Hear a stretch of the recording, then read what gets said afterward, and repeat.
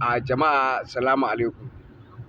Wato bikin nan da aka dade wato ana jira gashi ya zo. Allah ya kawo mu ranar na Oga Bashir dan Vigilant, wanda yaron ko da yake dai ku za ku ba da ansa ga ango sha kamshi. Assalamu alaikum wa rahmatullahi wa barakatuhu. Ina yi kowa da kowa fatan alkhairi, kuma ina son a yi mana addu'a. Gashi mun tafi ɗaurin aure. Allah sarki, mun tafi ɗaurin aure na yanzu in Allah ya yarda. Yau Asabar 21 ga watan 5/2000. Aka manta lissafi ne ango? Da 200 ne ko da 23.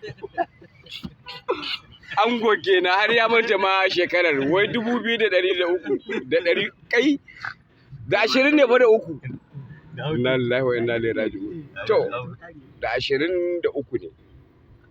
A 2022 muke 22. Au, ashe yan siyasa ne za su samu mulki 2023 ko? Wannan 2022 ne. Ni ma na manta wallahi, abubuwa sun yawa. To Najeriya ce sai a haka. Kai kuma 2020 nawa zaka ce? A 2022 ne Alhaji. Ashe kai dai a nutsa kake kenan. To masha Allah.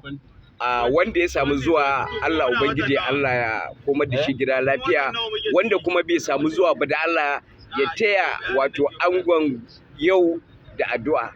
Allah ya ba su zaman lafiya, Allah hore, Allah ba su haƙurin zama da junansu. Masha Allah, Allah ya albarkace wannan aure. Masha Allah.